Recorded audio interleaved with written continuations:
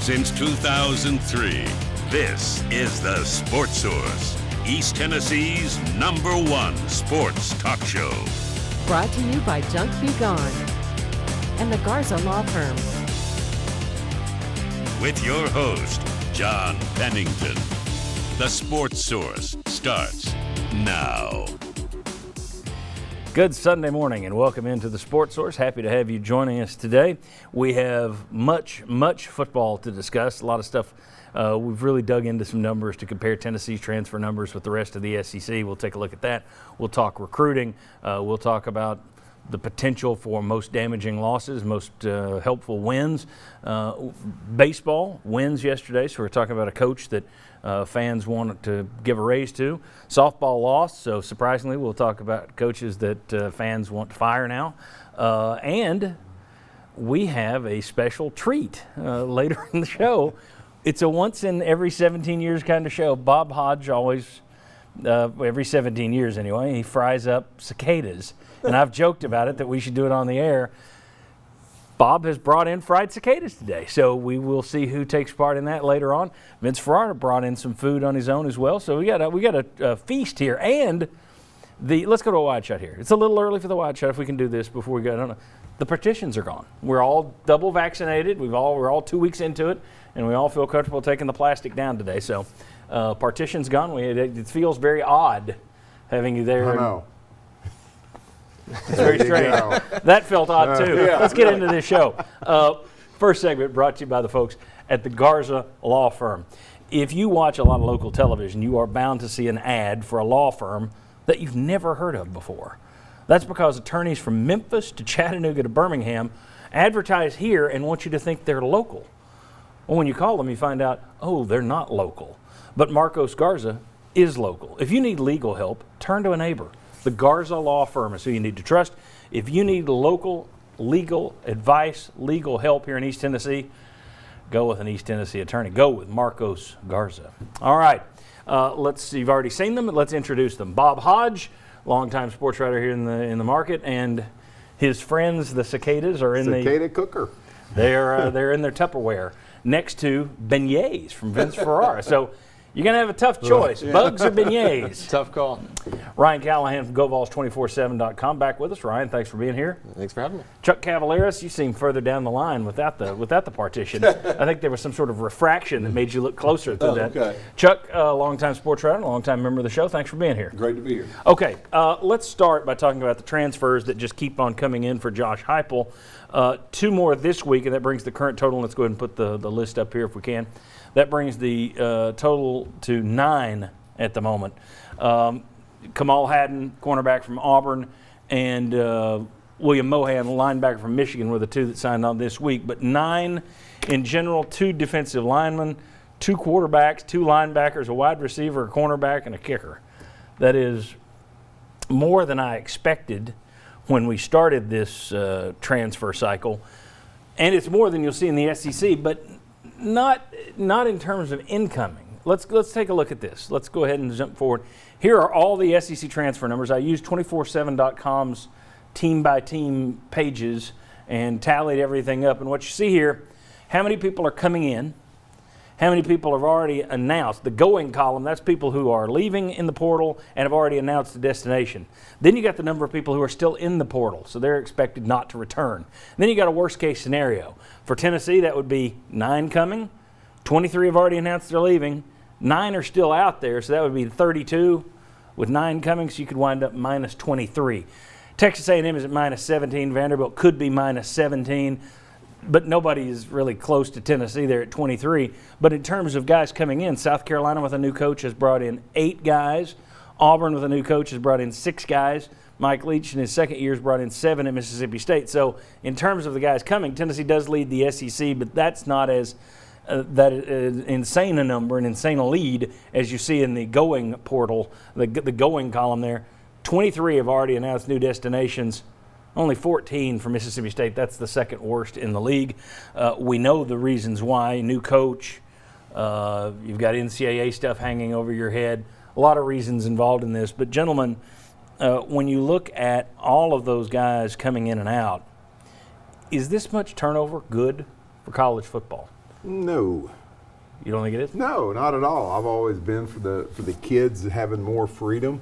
I'm still for the kids having more freedom, but I also just think that this is going to be a bad thing if you start seeing numbers like this continue. And you know what the most surprising thing I thought of the list you just put up was?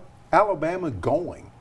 Now, you would think Alabama that recruits at such a high level, you've got guys that you know were 5 stars, but they're number 3 on the depth chart.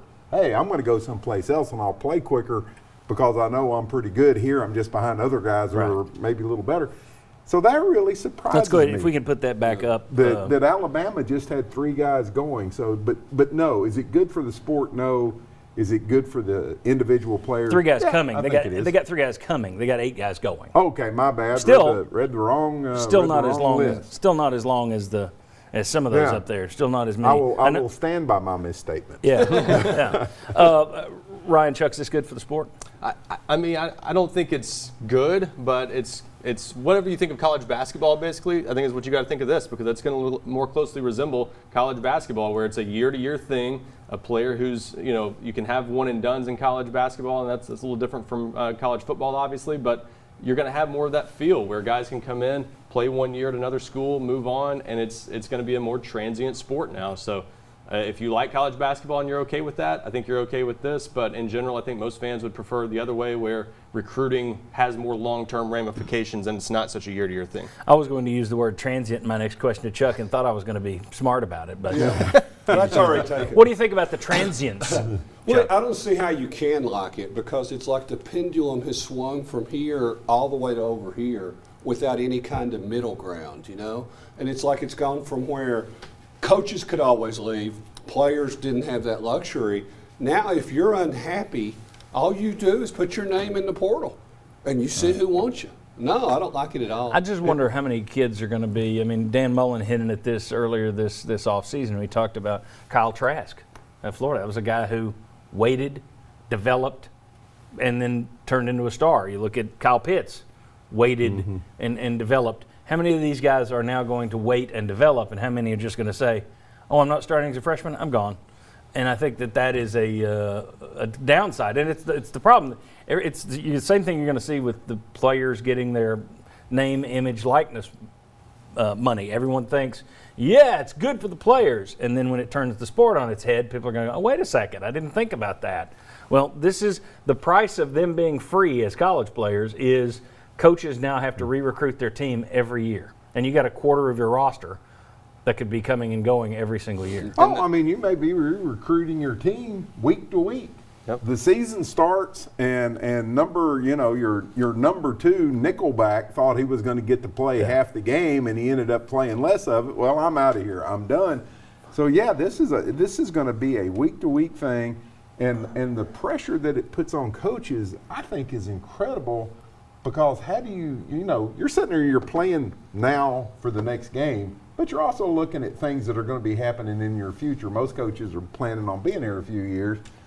Your depth is just going to be chopped and shredded and mushed and put in the blender every year. And I just think it's going to make a tough job even that much more tougher. They do get compensated well for it. They do. But this is why when we discuss this versus the NIL stuff, I think this is the bigger thing for coaches to deal with, because it affects how you put together a depth chart even. Like Bob was saying, you've got to think about long-term ramifications from week to week. If a guy might transfer mid-season, remember guys like Preston Williams who weren't happy with their situations. If you want to keep them around now, you've got to play them now and not worry about what might happen or worry about what might happen later. Also, one thing though, the extreme end is what Tennessee is right now. I don't think you're going to see much worse than that, and that's a pretty rare situation.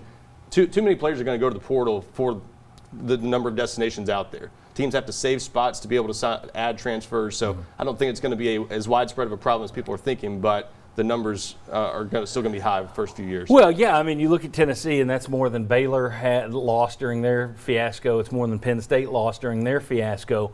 But when you look around the SEC, it's more than I would have thought in my head. That's more people overall than I would have guessed before. Just looking at the news headlines, this guy's coming, this guy's going. If you actually do the math and put it all together, it's like, wow, it's more of a widespread problem than I anticipated.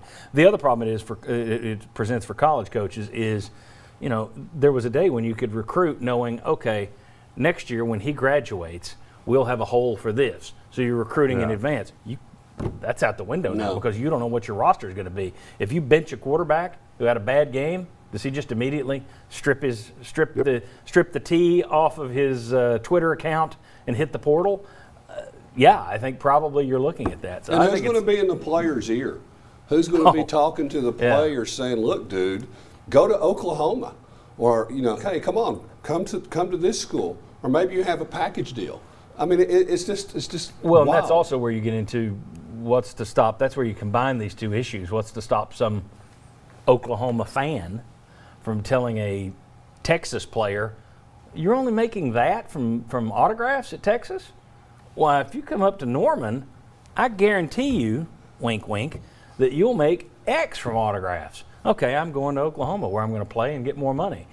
I don't see any way to really – you think the NCAA is going to be watching every single NIL issue now? No. I think these are going to combine in a way that is going to change this sport. And I think it's going to be, in 10 years from now, I think it's going to be something we don't recognize.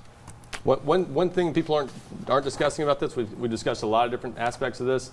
The players at the bottom of recruiting classes are going to get pushed to the wayside. Those last 3 or 4 players that used to be able to take some chances on guys, now those teams are going to hold those for the transfer portal now. So some of those guys you maybe take a flyer on, now they're going to drop down to another level probably, and that's going to be interesting in recruiting. How much of this is driven by the fact that they've changed the COVID rules? Do we think some of this will slow down in the future? Also, where are all these SEC players going? Now, that's interesting. We'll show you some surprising schools that are really racking up on the SEC talent next. Come on back on the Sports Source.